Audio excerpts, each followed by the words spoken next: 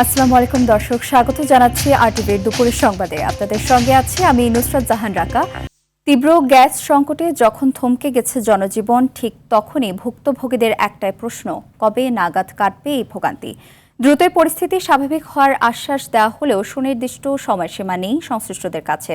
বাসাবাড়ি থেকে শিল্প কারখানায় গ্যাস সংকটে চরম অনিশ্চয়তা ও শঙ্কায় গ্রাহকরা। জ্বালানি বিশেষজ্ঞরা বলছেন, অতিমাত্রায় বিদেশ নির্ভরশীলতা সংকটকে আরও ঘনীভূত করছে। এলএনজি টার্মিনালের কারিগরি ত্রুটির বিষয়টি সরকারকে নিবিড়ভাবে তদারকি করারও তাগিদ তাদের। সর্দার রাজীবের রিপোর্টে দেখুন বিস্তারিত। রাজধানী সহ সারা দেশে চলছে তীব্র গ্যাস সংকট। বাসাবাড়ি ও সিএনজি স্টেশন সহ শিল্প কারখানাগুলো ধুঁকছে গ্যাসের অভাবে। ইতিমধ্যে ছুটি ঘোষণা করতে বাধ্য হয়েছে সাভারের ডিজাইনার ফ্যাশন সহ বহু প্রতিষ্ঠান। যদি ফ্যাক্টরি এরকম বন্ধ হয়ে যায় আমরা কিভাবে চলাফেরা করব? 3 পাম্প ঘুরে আসার পরে 3 পাম্পই বন্ধ, কোনো পাম্পে গ্যাস পায় নাই। গ্যাস সংকটে ব্যাহত হচ্ছে বিদ্যুৎ উৎপাদন। এতে বেশি ভোগান্তিতে পড়েছে নেত্রকোনা সহ গ্রাম অঞ্চলের গ্রাহকরা। চলমান পরিস্থিতিতে অন্তত বিলিয়ন ডলার ক্ষতির শঙ্কায় ব্যবসায়ীরা। এটার জন্য প্রতিদিন আমাদের 1 লাখ পিস প্রোডাকশন লস করতেছি আমরা, যার USD price $4 lakh plus. Gas নাই, উৎপাদন নাই, আবার এই আগামী মাসের 8 তারিখ পর্যন্ত নাগাদ ঠিক হবে বলে মনে হচ্ছে না। আমরা ভয়াবহ একটা সংকটের দিকে যাচ্ছি। তবে বিতরণ প্রতিষ্ঠানগুলো জানিয়েছে, কারিগরি ত্রুটি ও অগ্নিকাণ্ডের ফলে মহেশখালীর 600 মিলিয়ন ঘনফুট ক্ষমতার ভাসমান এলএনজি টার্মিনাল এফএসআরইউ বন্ধ রয়েছে। এতে প্রায় 450 MMCF গ্যাস সরবরাহ হ্রাস পাওয়ায় গ্রাহক পর্যায়ে তীব্র স্বল্পচাপ বিরাজ করছে। এদিকে বন্ধ এলএনজি টার্মিনালটি দ্রুত চালুর বিষয়ে আশ্বাস দেওয়া হলেও ত্রুটি সম্পর্কে বিস্তারিত জানা নেই এলএনজি সরবরাহকারী রাষ্ট্রীয় প্রতিষ্ঠান আরপিজিসিএল তথা পেট্রোবাংলার। এমনকি অগ্নি দুর্ঘটনার কোনো স্থির চিত্র নেই বলেও দাবি তাদের।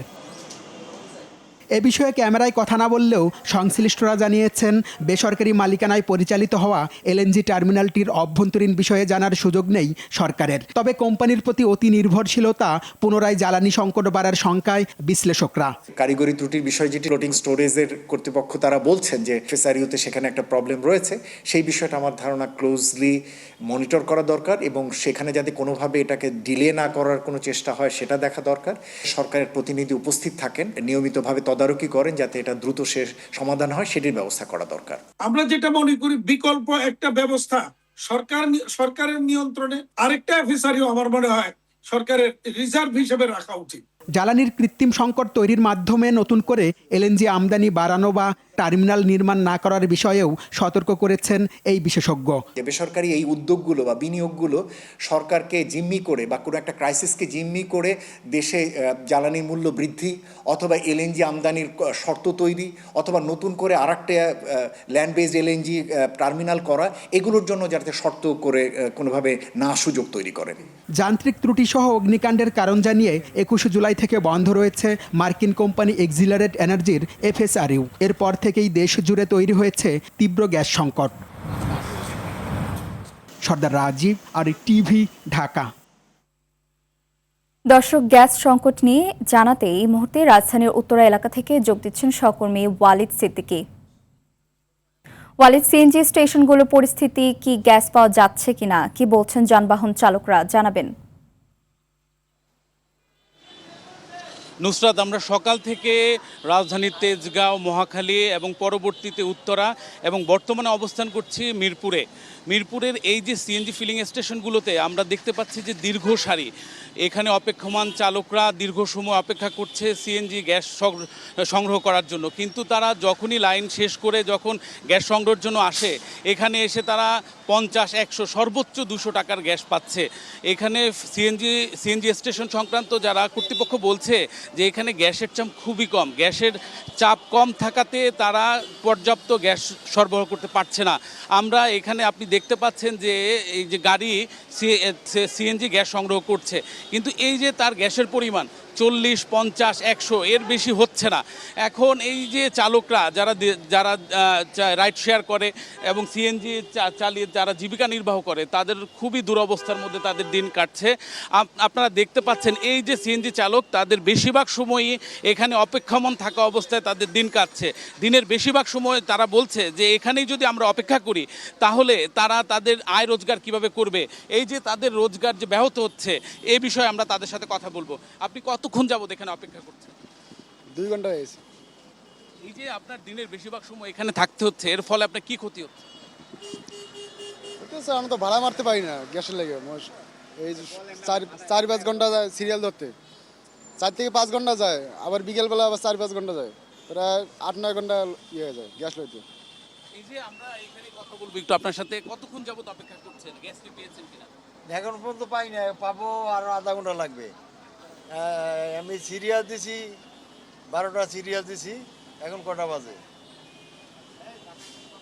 এই যে আপনি দেখতে পাচ্ছেন যে এই যে দীর্ঘ লাইন, পাম্পে গ্যাস নাই, পাম্প গ্যাস দিতে পারছে না। হ্যাঁ, এই যে এই যে দীর্ঘ লাইন, এই দীর্ঘ লাইনের শেষ এখান থেকে কমপক্ষে 1 মাইল পর্যন্ত আমরা দেখতে পাচ্ছি যে সিএনজিগুলো অপেক্ষা করছে গ্যাসের জন্য।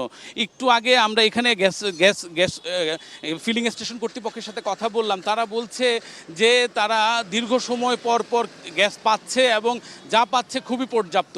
সরকারের পক্ষ থেকে যদিও বলা হয়েছিল, জ্বালানি ও খনিজ সম্পদ মন্ত্রণালয় বলেছিল যে 3 দিনের মধ্যে গ্যাস আসবে, কিন্তু তারপরও গ্যাস পাচ্ছে না। এবং সর্বশেষ আমরা জানতে পেরেছি যে আমাদের জ্বালানি ও খনিজ সম্পদ প্রতিমন্ত্রী বলেছেন যে আগামী 7 দিনের মধ্যে এই সংকট কাটবে বলে আমরা জানতে পেরেছি। নুসরাত, এই ছিল সর্বশেষ আমার কাছে। ধন্যবাদ। এদিকে তীব্র গ্যাস সংকটে উৎপাদন ব্যাহত হচ্ছে গাজীপুরের তৈরি পোশাক শিল্পে। গ্যাসের চাপ কম থাকায় ঠিকমতো চলছে না বয়লার, স্টিম লাইন সহ অন্যান্য ভারী যন্ত্র। বাইরে থেকে সিএনজি আনায় বাড়ছে উৎপাদন ব্যয়। সময়মতো বিদেশে পণ্য পাঠানো নিয়ে বাড়ছে অনিশ্চয়তা। গাজীপুর থেকে আজহারুল হকের পাঠানো তথ্যচিত্র আরও জানাচ্ছেন সাকিব আল হাসান। তীব্র গ্যাস সংকটে ধুঁকছে গাজীপুরের পোশাক কারখানা। লাইনের গ্যাসে চাপ কম থাকায় চালু করা যাচ্ছে না কারখানার ভারী ভারী যন্ত্র। কাজের অর্ডার থাকলেও সময় মতো পণ্য ডেলিভারি করা যাচ্ছে না। ক্রেতা ধরে রাখতে অনেকে পাম্প থেকে সিএনজি কিনছেন, কিন্তু সিএনজি আনা নেওয়ার জন্য গাড়ির জ্বালানি পাওয়া হয়ে পড়েছে ব্যয়বহুল। দিনের অনেকটা সময় কাটছে শুধু গ্যাসের চাপ স্বাভাবিক হওয়ার অপেক্ষায়। সময় মতো পণ্য পাঠাতে না পেরে এরই মধ্যে অনেকে ক্রেতা হারিয়েছেন। গ্যাস প্রেশারটা এখন খুবই কম পাচ্ছি আমরা। আমাদের যেখানে আগে ছিল আমাদের 10-12 পিএসআই, তো সেখানে এখন আমরা 2-3 এরকম পিএসআই পাচ্ছি, ইনে পাচ্ছি আমরা 2-3, কিন্তু আউটপুটে গিয়ে আমি 1 এরকম পাচ্ছি। তো এক্ষেত্রে আমার প্রোডাকশন হ্যাম্পারিং হচ্ছে। গ্যাস সংকটের প্রভাব পড়েছে ফিনিশিং, ডাইং, ওয়াশিং সহ উৎপাদনের বিভিন্ন ধাপে। মেশিন বন্ধ থাকলে বন্ধ থাকে কাজও, এতে দুশ্চিন্তায় পড়েছেন শ্রমিকরা। গ্যাসের কারণে আমাদের ফ্যাক্টরিতে কাজ কাম খুবই কম, আমাদের বেতন স্যালারি আটকে দিতেছে, লাঞ্চে সকালবেলা ছুটি দিয়ে দিতেছে। গ্যাসের সংকট থাকার কারণে কাজ নাই, ঠিকমতো কাজ করতে পারি না, ওভারটাইম পাই না ঠিকমতো। পর্যাপ্ত গ্যাস সরবরাহ নিশ্চিত করা না গেলে উৎপাদন ও বৈদেশিক আয় উভয়ই ক্ষতিগ্রস্ত হবে বলে শঙ্কা কারখানা সংশ্লিষ্টদের। জেনারেটর চালাতে পার নাই গ্যাস দিয়া, প্লাস বইলে চালাতে পার নাই, এক্ষেত্রে আমরা ডিজেল চালাতে হইতেছি। আমরা খরচ যথেষ্ট পরিমাণ বাড়া গেছে, 3 গুণ বাড়া গেছে। আমরা অর্ডার আনছি, অনেক ব্রেক ইভেন পরিস্থিতিতে অর্ডার আনছি। সরকার থেকে একটু রিকোয়েস্ট করতেছি আমাদের ব্যবসা বাণিজ্য ভালোভাবে চালানোর জন্য, অ্যাটলিস্ট গ্যাসটা সাপ্লাইটা একটু ভালোভাবে দেওয়ার জন্য রিকোয়েস্ট করতেছি। দ্রুত পরিস্থিতির উন্নয়নে সরকারের নজর বাড়ানোর দাবি শ্রমিক মালিক সহ সংশ্লিষ্ট সবার। সাকিব আল হাসান, RTV। দর্শক, গ্যাস সংকটের বিষয়ে জানাতে নরসিংদী থেকে সরাসরি যোগ দিচ্ছেন আরেক সহকর্মী নূরে আলম রনি। রনি, গ্যাস সংকটের কারণে শিল্প কারখানা সহ জনজীবনে কি কি প্রভাব পড়ছে বিস্তারিত জানাবেন।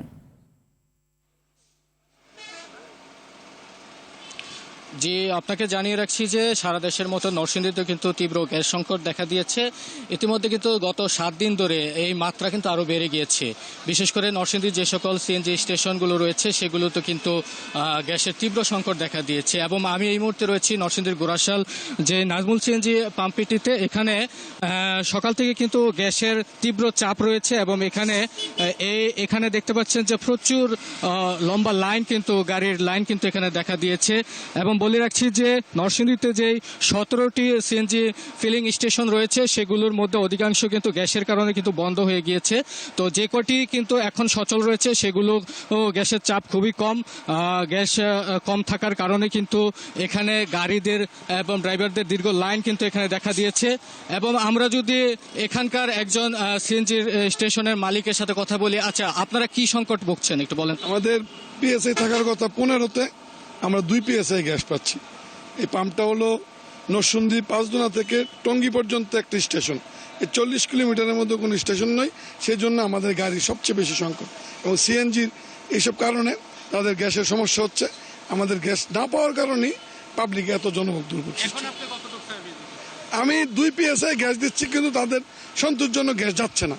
যে গাড়িতে 500 টাকা যাওয়ার কথা সেটা থেকে 200 টাকা গ্যাস পাচ্ছে। জি, যেমনটা শুনছিলেন যে এখানে সিএনজি থেকে যেমনটা বলা হচ্ছে যে গ্যাসের যে চাহিদা তারা সেটি পাচ্ছে না, এবং বলে রাখছি যে শুধু সিএনজি স্টেশনগুলো নয়, নরসিংদীর অনেক শিল্প কারখানায় কিন্তু এই গ্যাসের কারণে বন্ধ হয়ে গেছে। ইতিমধ্যে 300 কারখানা কিন্তু বন্ধ রয়েছে এবং কর্মহীন হয়ে পড়েছে অনেকেই।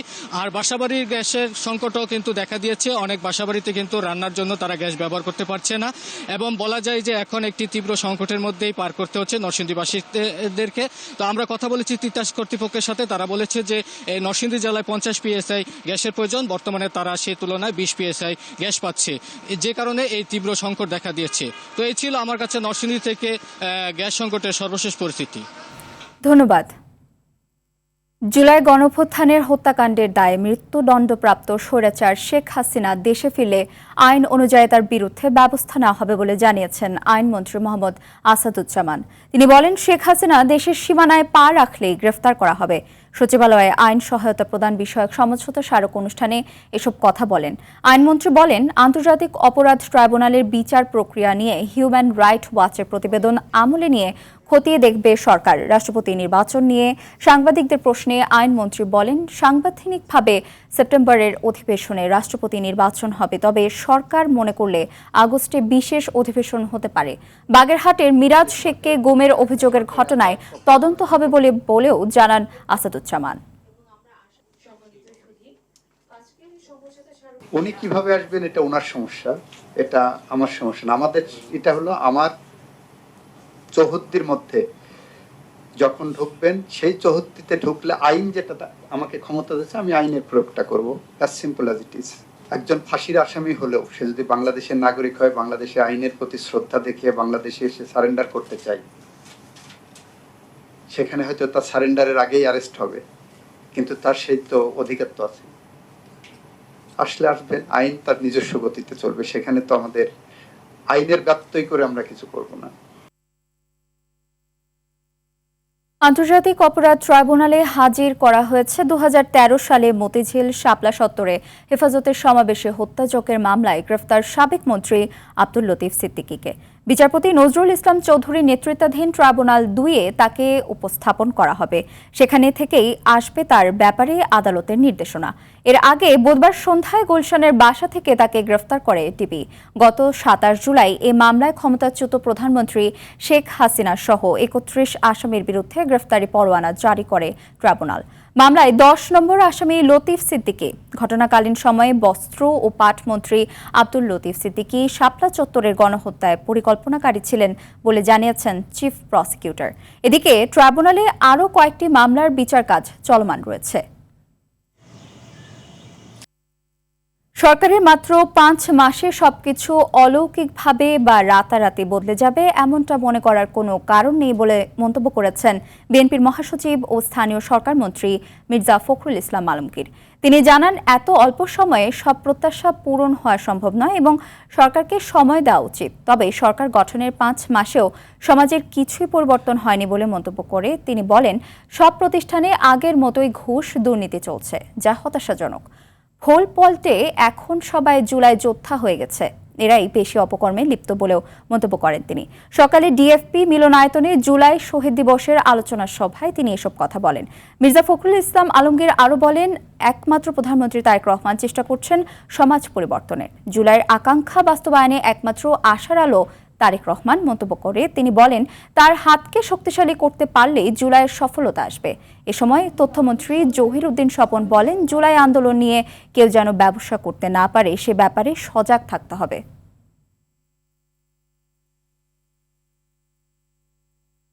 আমরা জুলাইকে নিয়ে যেন তেমনি কোনো একটি লাভজনক প্রকল্পের কোনো উদ্যোক্তাকে দেখতে না পাই। পরিষ্কার থাকতে হবে, স্বাধীনতা যুদ্ধের অনির্বাণ চেতনাই জুলাইয়ের চেতনার মধ্যে এখন নিহিত এবং ভবিষ্যতেও বাংলাদেশের রাজনৈতিক প্রক্রিয়াকে একথা স্মরণ রাখতে হবে। এখন পর্যন্ত সেটা আমি দেখছি না আমাদের মধ্যে, কিন্তু আশাবাদী এই কারণেই যে আমি পরিবর্তন দেখছি একজন মানুষের মধ্যে, সেটা তারেক রহমান সাহেব। তিনি চেষ্টা করছেন, তিনি নতুন নতুন নজির স্থাপন করছেন, এবং সেই নজিরকে যদি আমরা সামনে নিয়ে যাই সবাই মিলে, তাহলে আমার মনে হয় যে হয়তো পরিবর্তনটা হবে।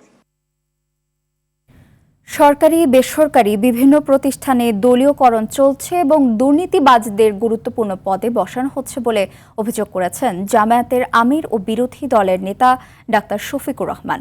দুপুরে রাজধানীর কাকরাইলে জুলাই গণঅভ্যুত্থানের শহীদ পরিবার ও আহত জুলাই যোদ্ধাদের মতবিনিময় সভায় তিনি একথা বলেন। তিনি আরও বলেন, একটি দল 6 আগস্ট থেকে দেশে লুটপাট শুরু করেছে, তা এখনও চলছে।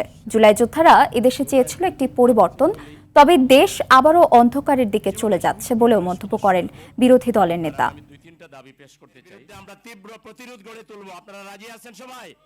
6 তারিখ থেকে একদল লোক চাঁদাবাজিতে ঝাঁপাইয়ে পড়ল। সব জায়গা থেকে আমাদের কাছে খবর আসলো। আমরা তাদের শীর্ষস্থানীয় 2 জন নেতাকে নিয়ে বসলাম। আমরা বললাম, শহীদদের রক্তের কসম, পঙ্গুদের পঙ্গুত্বের কসম, আল্লাহর দোহাই দিয়ে বলি এদেরকে আপনারা থামান। আমরা কারো সাথে তলে তলে রাতের বেলা আপোষ করি নাই, আর দিনের বেলা গিয়ে রাস্তায় নেমে চিৎকার দেই নাই, এবং আমরা স্বৈরাচারের পারমিশন নিয়েও রাস্তায় নামি নাই। ওই পারমিশনের তোয়াক্কাও আমরা করি নাই। প্রতিবন্ধী 3 ব্যক্তির হাতে নিয়োগপত্র তুলে দিলেন প্রধানমন্ত্রী তারেক রহমান। সচিবালয় মন্ত্রিপরিষদ বিভাগে এই নিয়োগপত্র তুলে দেন তিনি। কর্মসংস্থানের মাধ্যমে প্রতিবন্ধী ব্যক্তিদের আত্মনির্ভরশীল করে তোলা এবং সমাজের মূলধারায় সম্পৃক্ত করার লক্ষ্যেই তাদের নিয়োগ দেওয়া হয়। নিয়োগপ্রাপ্ত 3 জন হলেন গাইবান্ধার সাঘাটা উপজেলার আয়েশা আক্তার, সিরাজগঞ্জের কামারখন্দ উপজেলার নীলা খাতুন এবং নড়াইল সদর উপজেলার হাসমত আলী। আতিকা রহমানের রিপোর্ট। বেশিরভাগ প্রতিবন্ধী ব্যক্তি আমাদের সমাজে অবহেলিত। তবে অবহেলা অনাদরে থাকার পরেও কিছু প্রতিবন্ধী ব্যক্তি শারীরিক প্রতিবন্ধকতাকে জয় করে নিজের যোগ্যতা প্রমাণ দিতে সক্ষম হয়েছে। এমনই 3 প্রতিবন্ধীকে চাকরি দিয়ে দৃষ্টান্ত তৈরি করলেন প্রধানমন্ত্রী তারেক রহমান। সচিবালয়ে প্রধানমন্ত্রী 3 জন প্রতিবন্ধী ব্যক্তির হাতে নিয়োগপত্র তুলে দিয়েছেন। কর্মসংস্থানের মাধ্যমে প্রতিবন্ধী ব্যক্তিদের আত্মনির্ভরশীল করে গড়ে তোলা এবং সমাজের মূলধারায় সম্পৃক্ত করার লক্ষ্যেই তাদের নিয়োগ দেওয়া হয়। প্রধানমন্ত্রীর কাছ থেকে সরাসরি নিয়োগপত্র পেয়ে তারা উচ্ছ্বাস প্রকাশ করেন। তাদের জন্য দিনটি ছিল নতুন কর্মজীবনের পাশাপাশি নতুন স্বপ্নেরও সূচনা। নিয়োগপ্রাপ্ত 3 জন হলেন গাইবান্ধার সাঘাটা উপজেলার আয়েশা আক্তার, সিরাজগঞ্জের কামারখন্দ উপজেলার নীলা খাতুন এবং নড়াইল সদর উপজেলার মোহাম্মদ হাসমত আলী।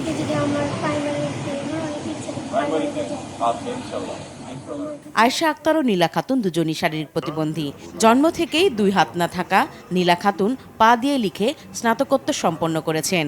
তাকে রাজধানীর মিরপুর জাতীয় প্রতিবন্ধী উন্নয়ন ফাউন্ডেশনে শিক্ষক পদে নিয়োগ দেওয়া হয়েছে। আয়েশা আক্তারও পা দিয়ে লিখে স্নাতকোত্তর সম্পন্ন করেন। হাত না থাকায় মুখ দিয়ে নিয়োগপত্র গ্রহণ করেন তিনি। আয়েশা গাইবান্ধার বিয়াম ল্যাবরেটরি স্কুল অ্যান্ড কলেজে ক্লাস সুপারভাইজার হিসেবে যোগদান করবেন। দৃষ্টি প্রতিবন্ধী মোহাম্মদ হাসমত আলীকে সমাজসেবা অধিদপ্তরের অধীনে ইউনিয়ন সমাজকর্মী পদে নিয়োগ দেওয়া হয়েছে। এ সময় সমাজ কল্যাণ এবং মহিলা ও শিশু বিষয়ক মন্ত্রী অধ্যাপক ডাক্তার AZM জাহিদ হোসেন, মহিলা ও শিশু বিষয়ক প্রতিমন্ত্রী ফারজানা শারমিন পুতুল, সমাজ কল্যাণ সচিব ডক্টর মোহাম্মদ আবু ইউসুফ উপস্থিত ছিলেন। আতিকা রহমান, RTV, ঢাকা। মৌলভীবাজার সার্কিট হাউসের রাত্রি যাপন শেষে সিলেটের উদ্দেশ্যে রওনা দিয়েছেন এনসিপি নেতারা। এর আগে হবিগঞ্জে 144 ধারা ও পুলিশের বাধার মুখে কর্মসূচি থেকে পিছু হটাতে বাধ্য হন তারা। এ সময় পুলিশ তাদের কর্মসূচি বানচাল করার চেষ্টা চালিয়েছে বলে অভিযোগ করেছেন দলটির মুখ্য সমন্বয়ক নাসির উদ্দিন পাটোয়ারি। সার্কিট হাউসে সাংবাদিকদের সাথে আলাপকালে তিনি ক্ষোভ প্রকাশ করেন। নির্ধারিত সূচি অনুযায়ী সিলেটে গোপালগঞ্জ, কানাইঘাট ও ওসমানী নগরে তাদের পদযাত্রা এবং শহীদ পরিবারের সাথে সাক্ষাতের কথা রয়েছে। পদযাত্রায় হামলার ঘটনায় হবিগঞ্জ জেলা যুবশক্তির আহ্বায়ক তন্ময় তাহের রুবেল বাদী হয়ে মামলা করেছেন। মামলায় জেলা ছাত্র দলের সভাপতি রাজীব আহমেদকে প্রধান আসামি করে 11 জনের নাম উল্লেখ করা হয়েছে। এছাড়া আরও 100 জনকে অজ্ঞাত আসামি দেওয়া হয়েছে।